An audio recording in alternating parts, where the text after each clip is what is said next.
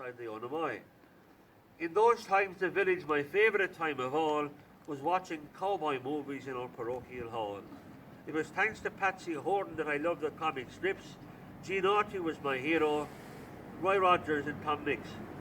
When I was just a little boy, I loved the Creamery Mill, Tom Mangan and Jack Coney, and Kind Dick Mulvihill. The butter maker was Miss Mac. That's why she married Connie Shine afterwards. Killed the Connie Bill.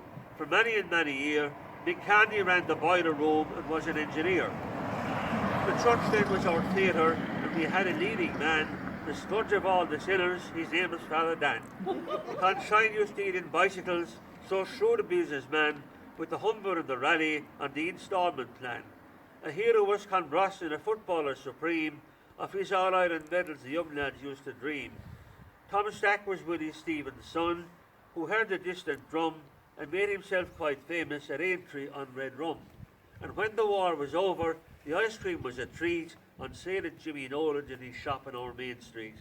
And when I dwelt on serious things and thought of man and God, I wanted most in my life as free as Jack abroad. He is out there, right there, about him in a minute.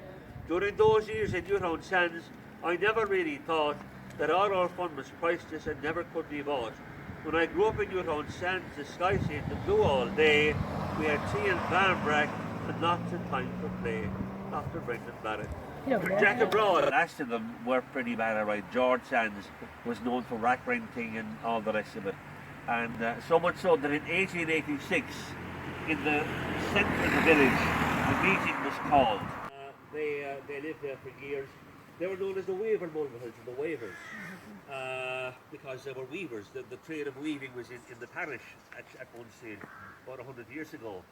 And they're also a very musical family. They're connected to the other Wavers in Ballygaughlan. These Wavers came from Glenalapa, and the other Wavers, their first cousins, came from Ballygaughlan in Glen.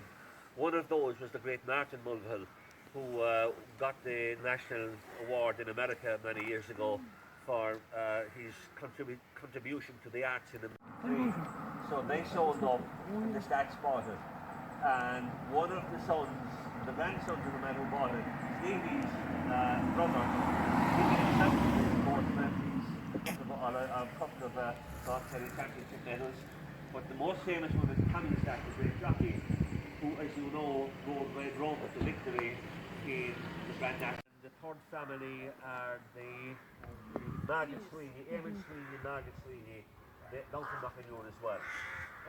So now, it's now called Woodgrove. Father Neelius Enright, when he was here as a curate many years ago, he decided that the new houses was ditch. Now Jack was from just below the Gale Bridge. Probably got from down with the area, but I'm not sure. But he was a great mechanic, and he could fix cars simply that you could take a computer to do nowadays. He was a genius in cars. And he worked most of all about in Shine's garage, in Kenny Shine's garage. And then he came down and he opened the garage here, and Mike Door worked with him.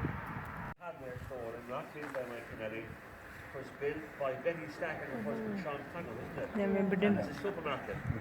And they ran it for a while, and then they sold up and moved to Limerick, and Mike Kennedy bought it.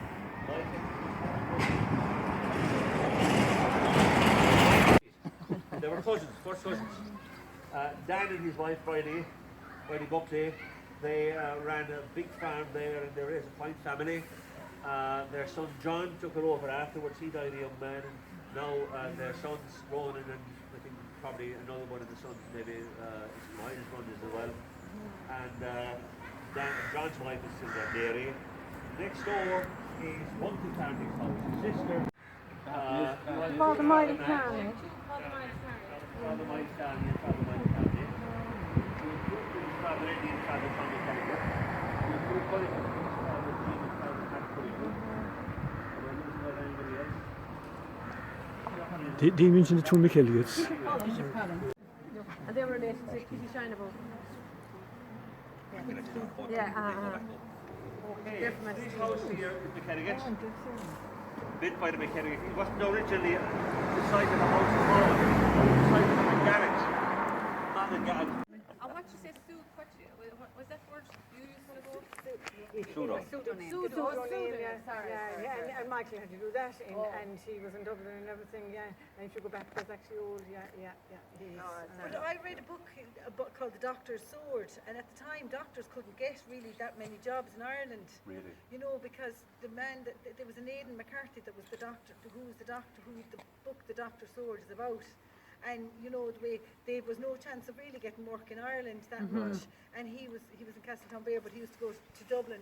But it was an amazing story altogether. But again, I always found parallels with Uncle Michael's story because he was on the HMS Newcastle when it was bad. When it was It was Father Kevin's idea, and it's a lovely idea, and it's there now for all time.